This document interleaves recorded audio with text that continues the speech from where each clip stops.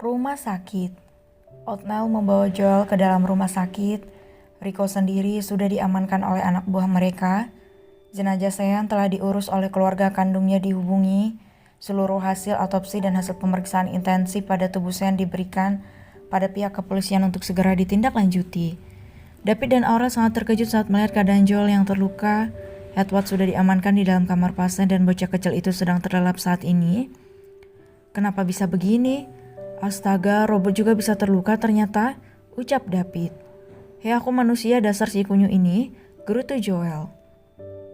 Kemari kita harus mengeluarkan pelurunya, ucap Aurel mengarahkan mereka ke ruang perawatan. Edward di mana kak? Tanya Othniel. Sedang tidur, dia diawasi, tenang saja. Dan keluar perempuan itu sudah dihubungi, ucap Aurel. Baiklah, ucap Othniel. Joel dirawat oleh Aurel. Wanita itu mengeluarkan peluru dari lengan Joel dan menjahit lukanya. Ini akan butuh waktu yang untuk pulih, lukanya sangat dalam, ucap Aurel. Terima kasih, ucap Joel yang dianggukkan oleh Aurel. Apa yang selanjutnya kalian lakukan pada orang itu? Kuharap kalian melakukan hal yang benar.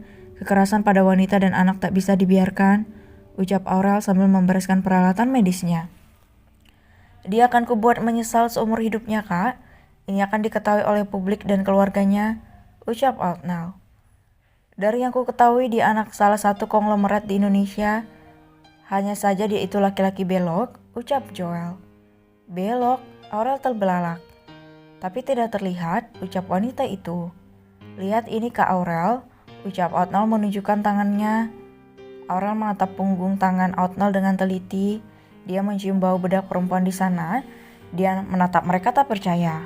Bedak? Jadi dia banci, ucap Aurel tak menyangka. Ya dia laki-laki belok, tapi dia juga pria normal. Pada umumnya yang punya hasrat dan korbannya adalah istrinya sendiri, jelas Joel. Sean wanita itu wanita yang malang. Dia menemukan Edward saat anak itu masih sangat kecil, dibuang di pinggir jalan dan Sean memilih merawatnya, ucap Joel membongkar identitas Sean dan Edward. Sean dijadikan papanya sendiri sebagai jaminan atas utangnya pada Rico, dan Sean diperalat sebagai istri Rico untuk menutupi kebusukannya dan menutup penyakit mentalnya itu, tambah Joel. Rico memiliki kekasih pria dan nama panggilan Rico adalah Mia, ucap Othniel yang juga menyelidiki hal itu sedikit. Mereka menikah dengan kontrak 1 tahun, seharusnya sudah berakhir seminggu lalu.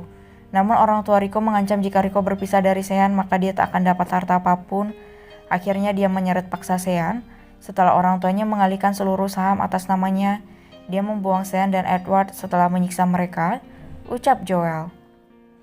Kenyataan yang sangat menyedihkan tentang Sean dan Edward, sebuah kenyataan yang mengerikan karena keduanya sama-sama korban. Bahkan Sean harus merenggang nyawa karena ulah pria belok yang menyeramkan itu. Dia pria belok, tapi apa fungsi seksualnya normal? Tanya Aurel dengan wajah bingung. Entahlah, itu bukan kapasitas kita. Bisa saja dia pura-pura atau ada kejahatan lain di rumah itu. Yang penting saat ini kita mengamankan Edward, ucap Othniel. Apa yang akan kau lakukan padanya? Tanya Joel. Aku dedinya mulai saat ini, jadi aku akan menjaganya, ucap Othniel. Itu bukan perkara mudah Niel, kau yakin melakukannya? Tanya David. Ya aku yakin, aku tahu rasa takut saat menyaksikan seseorang yang begitu kita cintai meninggal. Sambil tersenyum seperti itu sangat sakit, dan Edward pasti akan mengalami trauma. Aku kasihan pada anak itu, kami memiliki nasib yang sama, jawab Othniel. Baiklah, jika itu keputusanmu, kami mendukungmu. Kita akan menjaga Edward bersama-sama, ucap David. Setelah berbicara dengan mereka, Othniel masuk ke kamar perawatan. Edward, dia menemui bocah kecil itu. Hati Othniel terlanjur mengasihi anak lelaki itu. Nasib mereka sama ketika umur mereka masih terlalu muda, keduanya berpisah dari orang tua mereka. Daddy akan menjagamu nak. Daddy sini jangan takut, ucap Othniel sambil mengusap lembut kepala anak lelaki itu. Sementara itu David kembali ke kediamannya tanpa sahabat-sahabatnya. Joel dirawat di rumah sakit hanya untuk hari ini dan Othniel menjaga Edward di sana sembari mengurus jenazah ibu angkat anak itu. Othniel tampak keluar meninggalkan ruang perawatan Edward. Saat dia keluar, dia melihat tiga orang tua berdiri di depan ruangan itu memasang wajah sedih. Oatnell menatap mereka dengan tatapan datar. Ketiganya dilarang masuk ke dalam ruangan Edward. "Apa kami bisa melihatnya?" tanya seorang wanita yang merupakan ibu dari Rico alias mertua Sean. Dia berdiri di sana bersama Papa Rico dan Ayah Sean. "Maaf, tapi kalian tidak ada hak untuk melihatnya. Dia anakku mulai saat ini," ucap Oatnell. "Kami hanya ingin melihatnya sebentar saja," ucap nenek-nenek berkacamata dengan rambut yang sudah mulai memutih itu. "Untuk apa? Apa kalian belum puas menyiksa ibunya sampai ingin memastikan kalau anaknya juga harus ikut mati bersama ibunya?" ucap Oatnell sambil menaikkan satu alisnya. Mereka bertiga terdiam. Kata-kata Oatnell sangat kasar, tapi dia tak peduli. Dia tak perlu menjaga perasaan orang yang tidak punya hati seperti mereka. "Kami ini kakek neneknya. Kami punya hak menemui dia," ucap Papa Sean. "Maaf Om, tapi kenapa baru sekarang kalian memperhatikan dia? Selama ini kalian kemana?" ucap Oatnell. Tapi Papa Sean terdiam. "Wanita itu meninggal saat dia mengandung. Sebaiknya kalian periksa kejiwaan Rico. Aku akan menuntutnya atas kekerasan terhadap anak dan wanita," tegas Oatnell. Mereka bertiga terbelalak saat mendengar kebenaran tentang hal itu. Apa? Menantuku meninggal saat mengandung?" Papa Rico mendadak panik menyebabkan penyakit jantungnya kumat. Dia menekan dadanya, napasnya tercekat saat mendengar hal itu. "Tenangkan diri Anda, Tuan. Ini belum permainan intinya. Kalian akan melihat siapa Rico yang sebenarnya," ucap Oatnell sambil berlalu meninggalkan mereka di depan ruangan itu. Oatnell berjalan dengan wajah geram. "Kakek, nenek, hah? Bullshit, umpat peri itu. Kemana kalian selama ini? Bagaimana bisa kalian tidak tahu kalau mereka berdua disiksa oleh banci itu?" Oatnell berjalan sambil menggerutu memasuki ruang perawatan Joel. "Hei, ada apa denganmu? Kenapa mulutmu mengomel terus sepanjang jalan?" tanya Joel. "Aku geram, kau tahu tidak, orang tua sebrengsek itu datang dan ingin menemui Edward mengatakan mereka kakek neneknya." "Cuy, apa-apaan itu? Mereka bahkan tidak mempedulikan Edward sebelumnya." "Cuy, munafik."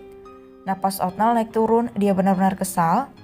"Sudahlah, setelah pemakaman kita selesaikan masalah ini, kau juga harus mengurus hak asuh Edward," ucap Joel. "Ya, kau benar, kuharap Edward baik-baik saja," ucap Oatnell. "Dia akan baik-baik saja. Aku sudah mencari tahu asal-usul Edward. Bocah itu anak yang diculik, orang tua kandungnya sudah meninggal, dia tak punya siapa-siapa lagi," ucap Joel. "Kasihan dia. Oh, kenapa ada orang yang tega melakukan itu pada anak sekecil Edward?